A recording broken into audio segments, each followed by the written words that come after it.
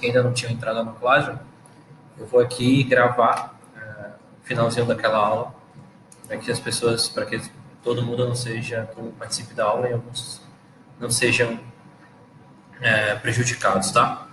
A gente vai começar aqui só para a gente finalizar a questão dos rios europeus, da questão da hidrografia. Os rios europeus têm uma extrema importância na colonização da Europa, por causa que eles facilitavam o transporte, o caminho entre os locais. Então se vocês conseguem perceber ou imaginar, toda grande cidade europeia, ela tem um rio. Londres, Paris, Madrid, os demais, todos eles sempre têm um rio cortando. Por quê? Por causa da questão das facilidades que o rio traz. Com o rio você tem água para alimentação, você tem água para o plantio, água para as pessoas, água para os animais, e facilitava um grande meio de locomoção entre um local ou outro.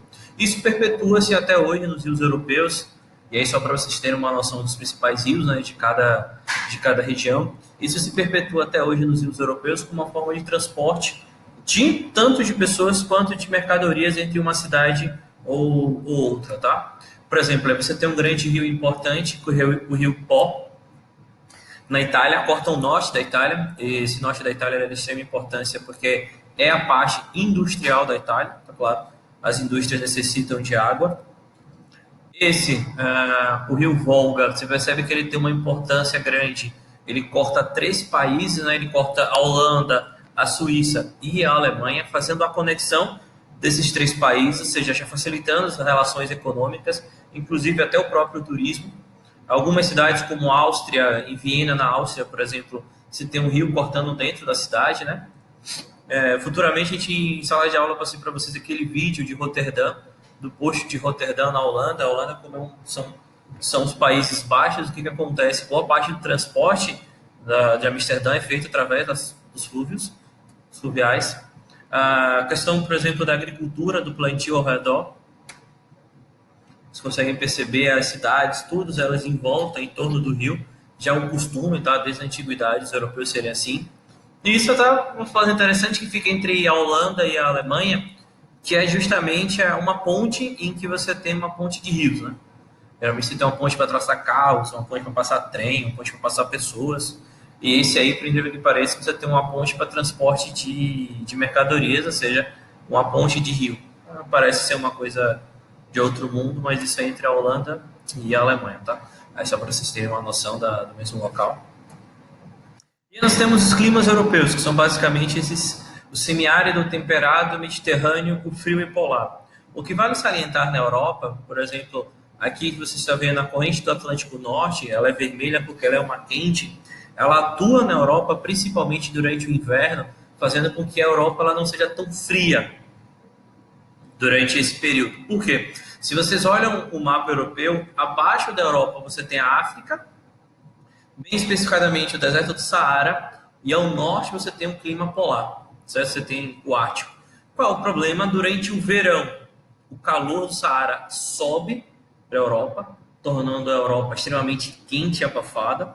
Tanto que nesse período do ano morrem-se pessoas, morrem crianças e idosos devido ao calor extremo.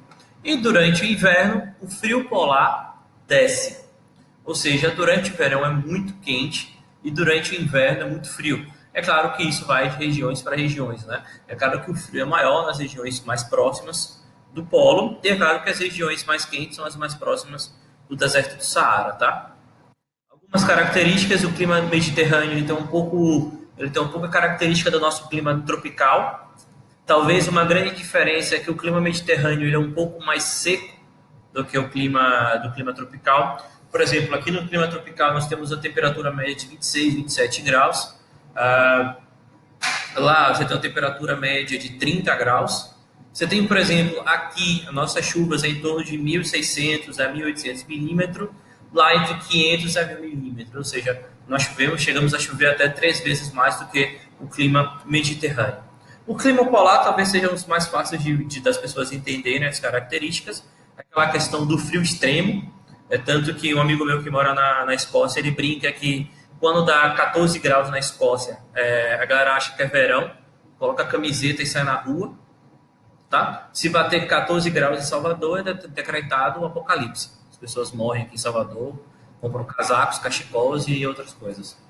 O clima temperado, talvez o clima que você tem mais na Europa, esse é o mais característico europeu, ele tem diferença comparado ao nosso, que, por exemplo, o clima temperado é o único local que você vai ter as 4 estações do ano bem definidas. Vai ter a primavera, o verão, o outono e o inverno com as suas características. Como assim? O verão, o calor, a primavera, o outono, desculpa, a temperatura começa a resfriar, o frio, a temperatura baixa, e a primavera, a temperatura volta a aquecer. Então você tem essa característica, essa divisão bem definida. Coisas que, por exemplo, o nosso clima nós não temos. O clima tropical e equatorial, nós só temos 2 estações do ano, elas não são bem definidas, tá? E não é verão e inverno, nós não temos inverno em Salvador. Geralmente, a característica é que nós temos 2 estações do ano, uma estação quente e uma estação chuvosa. É tanto que o ideal de você visitar a Europa, para você não enfrentar os extremos, é você visitar a Europa na primavera ou no outono. A primavera, se você quiser pegar um pouco de calor, e o outono, se você quiser pegar um pouco de frio.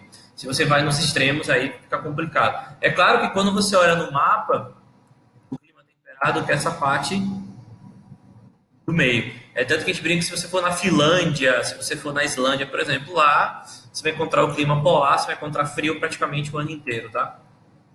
Os biomas europeus. Nós temos a floresta mediterrânea, ela tem a característica muito parecida com o cerrado, tá? Como assim? Você vê que as árvores elas são espalhadas umas das outras, elas não são juntas. Como tem pouca pluviosidade, chuva, você tem pouco recursos minerais no solo, então se as plantas forem juntas, elas acabam absorvendo todos os nutrientes. É por isso que as árvores elas são dispersas, elas são distantes umas das outras. Ela tem o tronco grosso e retorcido, que é justamente para não perder água para o ambiente. Já que como chove pouco e só em determinadas épocas do ano, o que acontece? Essa árvore ou essa planta ela necessita guardar essa água para o restante do ano. A floresta temperada, a característica principal é que elas são caducifoliadas ou decíduas. Elas perdem as folhas durante o inverno, tá? Naquele período em que o outono ela fica nessa cor que vocês estão vendo, ela fica nesse vermelho. Chega no inverno, ela perde completamente as folhas para na primavera renascer novamente. A taiga, também conhecida como a conífera, é aquela que eu brinco que é a típica de filme de terror, que é aquela vegetação que ela é completamente homogênea, formada por pinheiros, eucaliptos e tudo mais. Ela pega boa parte da região europeia e ela é utilizada principalmente como matéria-prima para o papel, né? Que é dessas árvores que você retira, por exemplo, a celulose.